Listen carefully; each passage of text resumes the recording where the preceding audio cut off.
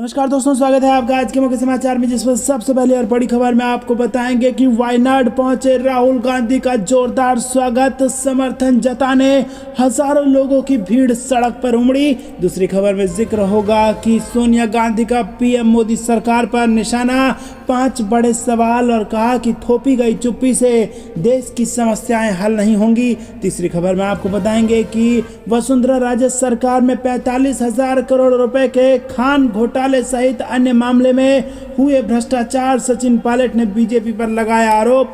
चौथी खबर में जिक्र होगा कि मल्लिकार्जुन खड़गे के फोन पर एक्टिव हो गए नीतीश कुमार, विपक्षी एकता को एकजुट करने के लिए तुरंत दिल्ली हुए रवाना। और पांचवी खबर में आपको बताएंगे कि पवन खेड़ा का बीजेपी पर हमला, बीजेपी भारतीयों की जासूस पार्टी, मोदी सरकार का नया मंत्र मिनिमम गवर्नेंस मैक्सिमम सर्विलांस। दोस्तों, हर एक खबर की गहराई में आपको ले जाएंगे, लेकिन उससे पहले अगर आपको भी ऐसा लगता है कि 2024 के चुनाव में बदल रही है सरकार, तो वीडियो को लाइक करके कमेंट में लिखिए जय हिंद, और रोज की इस प्रकार की खबरों के लिए चैनल को सब्सक्राइब कीजिए। दोस्तों, रुक करते हैं सबसे पहले और बड़ी खबर की तरफ। वायनाड पहुंचे राहुल गांधी का जोरदार स्वागत, समर्थन जताने हजारों लोगों की भीड़ सड़क पर उमड़ी। जी हां दोस्तों, आपको बता दें कि कांग्रेस नेता राहुल गांधी गुजरात कोर्ट से 2019 के आपराधिक मानहानि मामले में दोषी ठहराए जाने के बाद, लोकसभा सदस्य रद्द किए जाने के बाद पहली बार अपने संसदीय क्षेत्र वायनाड के दौरे पर पहुंचे।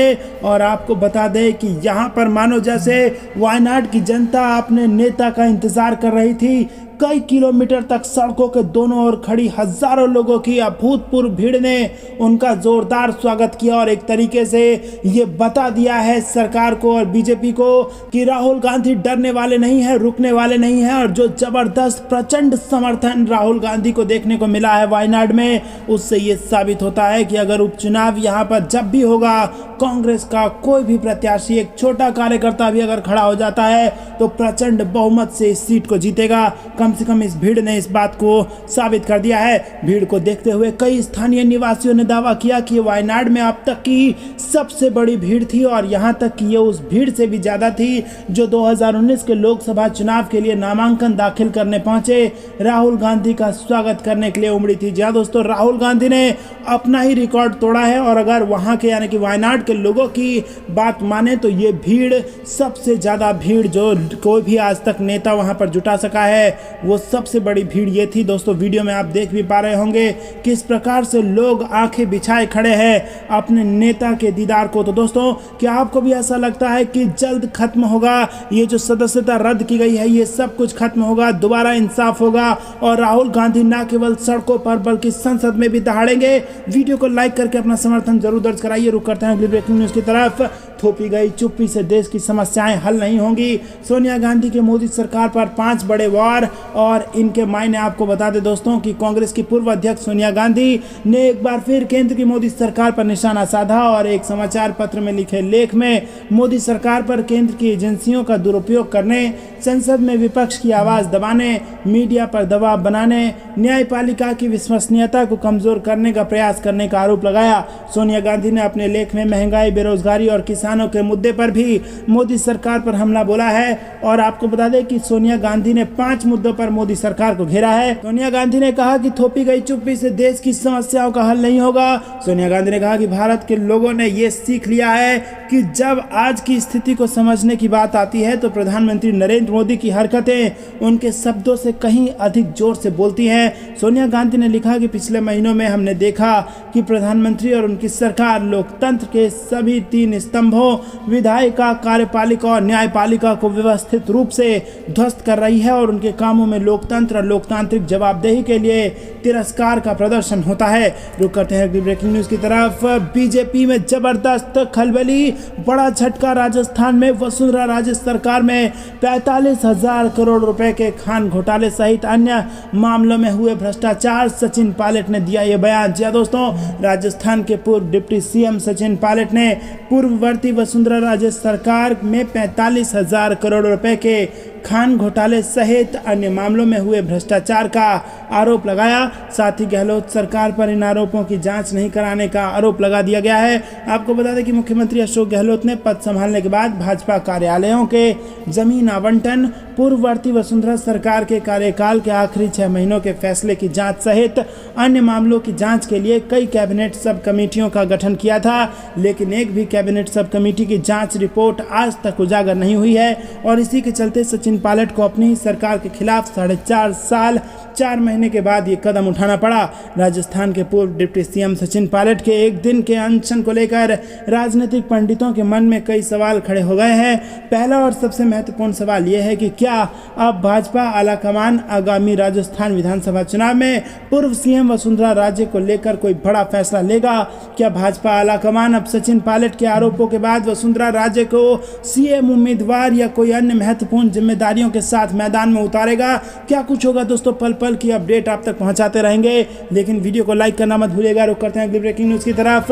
मल्लिकार्जुन खड़गे के फोन पर एक्टिव हुए नीतीश कुमार विपक्षी एकता को एकजुट करने के लिए दिल्ली रवाना। जी हां दोस्तों, आपको बता दें कि बिहार के मुख्यमंत्री नीतीश कुमार मंगलवार की शाम दिल्ली के लिए रवाना हो गए और दिन से ही ऐसी खबरें थी कि सीएम दिल्ली दौरे पर जाने वाले हैं। एक बार फिर से वो विपक्षी एकता को एकजुट करने की कोशिश करेंगे।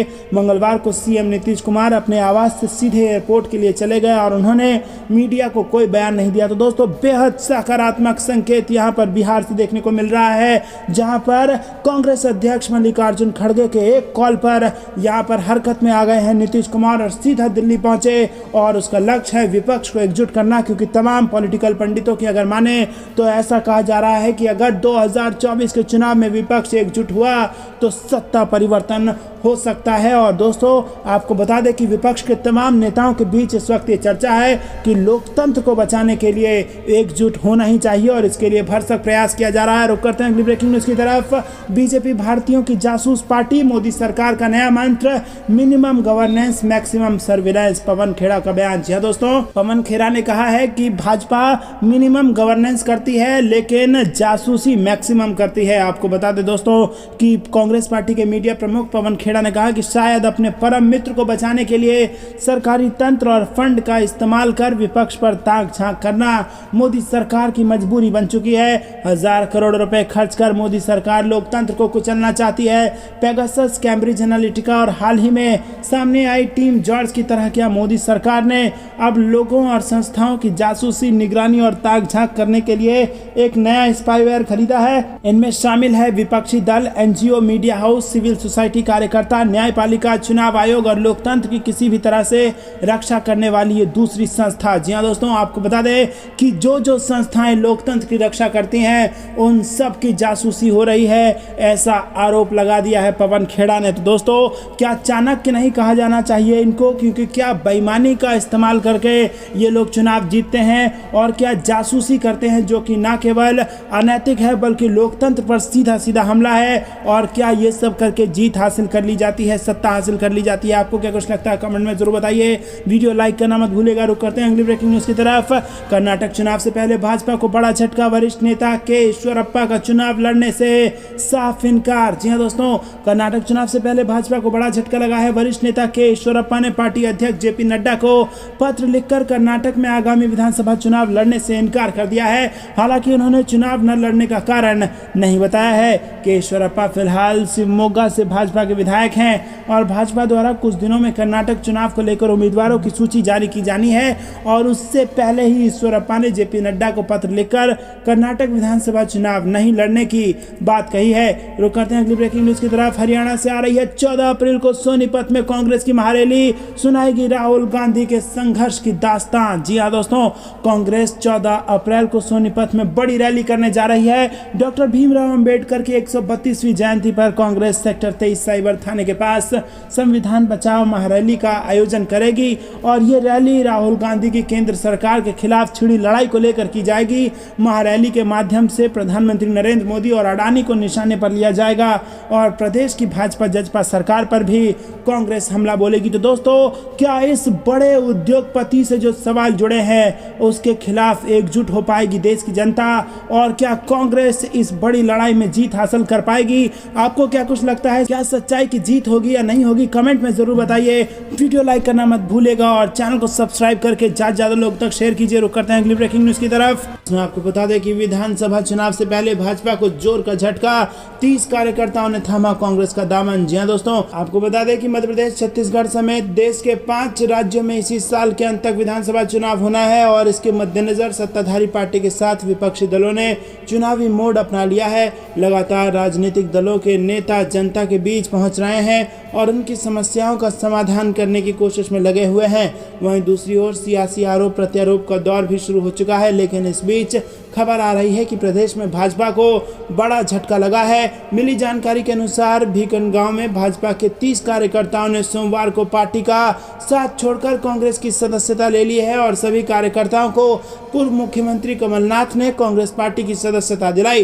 बता दें कि पूर्व सीएम कमलनाथ चुनावी तैयारियों में जुट चुके हैं और वो लगातार मध्य प्रदेश के अलग अलग क्षेत्रों का दौरा कर कांग्रेस पार्टी का प्रचार कर रहे हैं। रुक करते हैं अगली ब्रेकिंग न्यूज की तरफ। पेगासस जैसा जासूसी सॉफ्टवेयर खरीदने की तैयारी, कांग्रेस ने सरकार को घेरा, मांगा पैसों का हिसाब। जी हां दोस्तों, कांग्रेस पार्टी ने भारतीय जनता पार्टी के नेतृत्व वाली केंद्र सरकार पर पेगासस जैसी जासूसी सॉफ्टवेयर कॉग्नाइट खरीदने का आरोप लगाया है।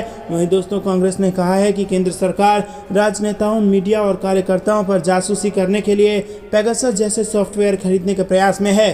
कांग्रेस ने आरोप लगाया कि मिनिमम गवर्नेंस मैक्सिमम सर्विलांस वाली सरकार बाजार में नए स्पाईवेयर की तलाश कर रही है। ये नया स्पाईवेयर पेगासस का विकल्प है। कांग्रेस प्रवक्ता पवन खेड़ा ने सोमवार को एक संवाददाता सम्मेलन को संबोधित करते हुए कहा कि सत्ता पक्ष विपक्ष से नफरत करता है, लेकिन उन्होंने अपने ही मंत्रियों पर जासूसी सॉफ्टवेयर का इस्तेमाल किया। उन्होंने कहा कि इसके लिए 986 करोड़ रुपए खर्च करने होंगे। कांग्रेस ने सरकार पर आरोप लगाया कि बीजेपी शासित केंद्र सरकार करदाताओं के पैसे जासूसी सॉफ्टवेयर और इजरायली तकनीक खरीदने में खर्च कर रही है। वो ऐसा इसलिए कर रहे हैं क्योंकि लोगों के सामने बीजेपी का सच सामने ना आ जाए। कांग्रेस प्रवक्ता पवन खेड़ा ने बीजेपी पर तंज कसते हुए कहा कि कैम्ब्रिज यूनिवर्सिटी में लोकतंत्र पर खतरे को लेकर जो सवाल किए गए उन्हें अपराध माना जाता है, लेकिन इसके विपरीत देश की चुनावी प्रक्रियाओं को प्रभावित करने के लिए कैम्ब्रिज एनालिटिका का दुरुपयोग करना सरकार के लिए ठीक है। खेड़ा ने इस बात पर भी जोर दिया कि कितने लोग कॉग्नाइट के बारे में नहीं जानते थे, लेकिन ये पेगासस के समान ही काम करता था। ये मीडिया के बीच काम करता था और हालांकि एक अमेरिकी लॉ फर्म ने कहा था कि कॉग्नाइट पत्रकारों, विपक्षी नेता और उनके परिवारों को नियमित रूप से टारगेट करने के लिए अनैतिक तरीकों का उपयोग करता है। रुक करते हैं अगली ब्रेकिंग न्यूज की तरफ। सिब्बल का शिंदे पर निशाना, कहा पीठ पर वार करने वाले बाला साहेब की विरासत को नहीं बढ़ा सकते आगे। जी हां दोस्तों, राज्यसभा सदस्य कपिल सिब्बल ने महाराष्ट्र के मुख्यमंत्री एकनाथ शिंदे पर उनके अयोध्या दौरे को लेकर निशाना साधा और कहा कि पीठ में छुरा घोंपने वाले लोग बाला साहेब ठाकरे की विरासत को आगे नहीं बढ़ा सकते। बता दें कि शिवसेना नेता शिंदे पिछले साल जून में मुख्यमंत्री बने हैं और उनके सीएम बनने के बाद ये पहला अयोध्या का दौरा है और इस दौरान उनके साथ हजारों कार्यकर्ता भी मौजूद रहे। कपिल सिब्बल ने ट्वीट करते हुए कहा कि शिंदे अयोध्या में हैं, भगवान राम ने बलिदान, सच्चाई और ईमानदारी चुनी थी। इन्हीं विशेषताओं का बाला साहेब ने भी आत्मसात किया और उन्होंने शिंदे पर निशाना साधते हुए कहा कि बाला साहेब की विरासत को साजिशकर्ता, अवसरवादी, पीठ में छुरा घोंपने वाले लोग कभी भी आगे नहीं बढ़ा सकते हैं। रुक करते हैं अगली ब्रेकिंग न्यूज की तरफ। बिहार को कोरोना वैक्सीन नहीं दे रही केंद्र सरकार, नीतीश कुमार बोले खुद खरीद कर लगाएंगे लोगों को टीका। जी हां दोस्तों, आपको बता दें कि ये बिहार से बड़ी खबर आ रही है। मुख्यमंत्री नीतीश कुमार ने सोमवार को स्वास्थ्य विभाग के अधिकारियों को साफ निर्देश दिया है कि केंद्र सरकार द्वारा कोरोना की वैक्सीन उपलब्ध नहीं कराई जा रही है तो राज्य सरकार अपनी तरफ से कोरोना वैक्सीन खरीदकर लोगों का टीकाकरण जारी रखे। मुख्यमंत्री नीतीश कुमार सोमवार को राज्य में कोरोना के बढ़ते मामले को लेकर उच्च स्तरीय समीक्षा बैठक उन्होंने की और समीक्षा के दौरान मुख्यमंत्री ने कहा कि देश के कुछ राज्यों में कोरोना संक्रमण के मामले बढ़ रहे हैं। पिछले 2-3 दिनों से बिहार में भी कोरोना संक्रमण के मामले बढ़े हैं और बिहार में अभी भी प्रतिदिन कोरोना की बड़ी संख्या में टेस्टिंग हो रही है। दोस्तों, यहाँ पर एक बड़ा सवाल उठता है कि क्या राजधर्म से फिर से भटक रही है भाजपा? क्या चुनाव जीतना ही सबसे बड़ी यहाँ पर बात है? क्योंकि अगर जिस राज्य में भाजपा की सरकार नहीं होगी, क्या उस राज्य के लोगों की जान की कोई कीमत नहीं है? क्योंकि यहाँ पर मुख्यमंत्री ने सीधा सीधा आरोप लगाया है कि केंद्र सरकार द्वारा कोरोना की वैक्सीन उपलब्ध नहीं कराई जा रही है। तो दोस्तों, यहाँ पर सत्ता में परिवर्तन अगर हो चुका है तो क्या जो केंद्र सरकार है उसकी जिम्मेदारी ये नहीं बनती कि वो सभी राज्यों को एक समान देखे और चाहे किसी राज्य में उसकी सरकार रहे या ना रहे, वहाँ के लोगों की जान भी उतनी ही महत्वपूर्ण है जितनी कि कि उन लोगों की जान महत्वपूर्ण है जिसमें भाजपा की सरकार है। क्या राजनीति से ऊपर नहीं उठ पा रही है भाजपा, और क्या राजधर्म को यहाँ पर पालन नहीं कर पा रही है भाजपा? आपको क्या कुछ लगता है कमेंट में जरूर बताइए। क्या सत्ता के लालच में इस हद तक भी जाया जा सकता है? कमेंट में जरूर बताइएगा। रुक करते हैं अगली ब्रेकिंग न्यूज की तरफ। येदियुरप्पा के बयान से बीजेपी में खलबली, बेंगलुरु पार्टी कार्यालय पर भारी संख्या में पुलिस तैनात। जी हाँ दोस्तों, पूर्व मुख्यमंत्री और बीजेपी संसदीय बोर्ड के सदस्य बीएस येदियुरप्पा ने सोमवार को कहा कि कर्नाटक में चुनाव लड़ने के इच्छुक बीजेपी के कुछ मौजूदा विधायक इस बार टिकट गंवा सकते हैं। नई दिल्ली में संवाददाताओं से बात करते हुए येदियुरप्पा ने कहा कि 170 से 180 उम्मीदवारों की सूची एक और दौर की बातचीत के बाद शाम तक जारी की जाएगी। एक सवाल का जवाब देते हुए कि क्या सभी मौजूदा विधायकों को टिकट मिलने वाला है, येदियुरप्पा ने कहा कि कुछ को छोड़कर अन्य को टिकट मिलने वाला है। टिकटों के ऐलान से पहले केंद्रीय गृह मंत्री अमित शाह की अध्यक्षता में एक बैठक हुई और बैठक में कर्नाटक विधानसभा में विपक्ष के नेता सिद्धरमैया के खिलाफ वरुण निर्वाचन क्षेत्र में एक मजबूत उम्मीदवार को मैदान में उतारने पर भी चर्चा हुई। वहीं दोस्तों आपको बता दें, कर्नाटक राज्य रिजर्व पुलिस प्लाटून को बेंगलुरु में बीजेपी मुख्यालय में इस आशंका पर तैनात किया गया है कि बीजेपी समर्थक विरोध प्रदर्शन कर सकते हैं। रुक करते हैं ब्रेकिंग न्यूज की तरफ। कर्नाटक में गुजरात के अमूल के वर्चस्व के खिलाफ घमासान उत्पादों को सड़क पर फेंक कर किया प्रदर्शन। जी हाँ दोस्तों, कर्नाटक चुनाव से पहले राज्य में गुजरात के अमूल के उत्पादों के बढ़ते वर्चस्व के खिलाफ विरोध प्रदर्शन तेज हो गया है। कर्नाटक रक्षण वेदिके ने कर्नाटक मिल्क फेडरेशन को अमूल में मिलने की साजिश का आरोप लगाते हुए आज अमूल के उत्पादों को सड़क पर फेंककर प्रदर्शन किया। कर्नाटक रक्षण वेदिके के सदस्यों ने राज्य में अमूल द्वारा दूध की सीधी बिक्री के विरोध में सोमवार को मैसूरू बैंक सर्किल के पास विरोध प्रदर्शन किया और कार्यकर्ताओं ने कर्नाटक में अमूल ब्रांड के दूध और दही की बिक्री और कर्नाटक मिल्क फेडरेशन को अमूल में मिलाने की साजिश का आरोप लगाते हुए निंदा की। रुक करते हैं अगली ब्रेकिंग न्यूज की तरफ। दोस्तों, कांग्रेस पार्टी की तरफ से इस वक्त की बेहद बड़ी खबर आ रही है। कांग्रेस नेता ने बड़ा बयान दिया है जिसमें कहा गया है कि प्रधानमंत्री पद के लिए सबसे लोकप्रिय चेहरा है प्रियंका गांधी। जी हां दोस्तों, क्या देश की अगली प्रधानमंत्री होंगी प्रियंका गांधी? क्या इंदिरा गांधी जैसे प्रधानमंत्री की है इस देश को जरूरत? और क्या बीजेपी का प्रियंका गांधी के नेतृत्व में हो जाएगा सुपड़ा साफ? दरअसल दोस्तों आपको बता दें कि हिमाचल प्रदेश के चुनाव में जिस प्रकार से कांग्रेस पार्टी ने जबरदस्त मेहनत की और जीत हासिल की, उसके पीछे बहुत बड़ी भूमिका प्रियंका गांधी की है। और इसी बीच आपको बता दें कि एकजुट करने के लिए देश को राहुल गांधी के साथ भारत जोड़ो यात्रा में भी प्रियंका गांधी नजर आई। भारत जोड़ो यात्रा ने कांग्रेस के प्रति लोगों में जबरदस्त उत्साह भी यहां पर बनाया, और लेकिन राहुल गांधी की सदस्यता रद्द होने के बाद अब वो चुनाव अभी नहीं लड़ सकते जब तक उनकी सदस्यता वापस नहीं आती। ऐसे में अगर 2024 के चुनाव में बीजेपी के खिलाफ किसी को खड़ा करने की नौबत आई तो वो चेहरा प्रियंका गांधी होंगी, और ऐसा कांग्रेस पार्टी के बड़े नेता ने बयान दिया है। जी हां दोस्तों, क्या इस देश को किसी महिला प्रधानमंत्री की जरूरत है? आपको क्या कुछ लगता है कमेंट में जरूर बताइए। और प्रियंका गांधी को लेकर ये बड़ा बयान दिया है कांग्रेस के वरिष्ठ नेता आचार्य प्रमोद कृष्णन ने, जिन्होंने रविवार को कहा कि क्षेत्रीय दल अपने अपने राज्यों में बड़ा कद रखते हैं, लेकिन राष्ट्रीय राजनीति में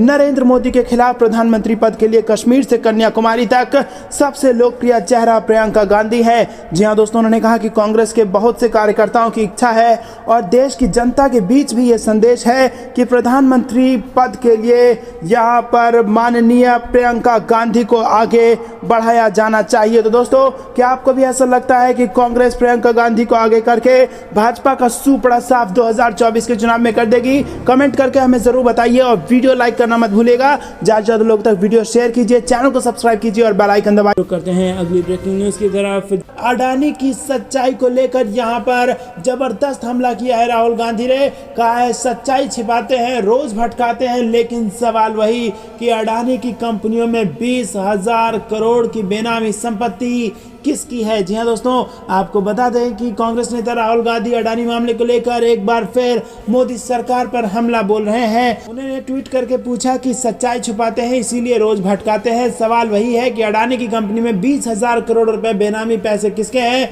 दरअसल अडानी के मामले में राहुल गांधी लगातार सवाल उठा रहे हैं, किसी से डरने का नाम नहीं ले रहे हैं। दोस्तों, ये ट्वीट आपके सामने इस वक्त स्क्रीन पर है, जिसमें यहाँ पर आप देख सकते हैं कि किस प्रकार से राहुल गांधी ने हमला किया है और इस फोटो को भी जरा ध्यान से देखिए, इसमें लिखा हुआ है गुलाम, इसी के साथ सिंधिया, इसी के साथ किरण और इसी के साथ हिमंता और अनिल, ये सारे नाम लिखे हैं और बीच में लिखा है अडानी। यानी कि कांग्रेस ये कहना चाह रही है कि एक अडानी को बचाने के लिए इतने सारे नेताओं को मैदान में उतार दिया गया है, जिसमें चाहे वो गुलाम नबी आजाद हो, सिंधिया हो, किरण रिजिजू हो, हेमंत विश्व शर्मा हो और ये अनिल कौन है ये आपको पता होगा। दोस्तों यहाँ पर जबरदस्त तरीके से कांग्रेस पार्टी हमलावर है। राहुल गांधी ने मंगलवार को अडानी की कंपनियों में धन के लेन देन पर फिर से सवाल उठाया था। उन्होंने पत्रकारों से कहा था कि आप ये क्यों पूछते हैं कि बीजेपी क्या कहती है। एकमात्र सवाल जो है वो ये है कि अडानी की शेल कंपनियों में 20,000 करोड़ रुपए किसके हैं। और इससे पहले ट्वीट करके कहा था कि 20,000 करोड़ रुपए अडानी की शेल कंपनियों में बेमानी पैसे किसके हैं। प्रधानमंत्री चुप, कोई जवाब नहीं। 2,000 स्क्वायर किलोमीटर जमीन चीन ने छीन ली, जगह के नाम बदल रहे हैं, प्रधानमंत्री चुप, कोई जवाब नहीं। प्रधानमंत्री जी आखिर इतना डर क्यों। तो दोस्तों क्या आपको भी ऐसा लग रहा है कि डर रहे हैं प्रधानमंत्री, क्योंकि राहुल गांधी तो यही सवाल पूछ रहे हैं कि क्यों नहीं आप बताते, क्यों चुप है, क्यों नहीं बताते कि 20,000 करोड़ रुपए अडानी की शेल कंपनियों में किसकी है और 2,000 स्क्वायर किलोमीटर जमीन चीन ने हड़प ली है, छीन ली है।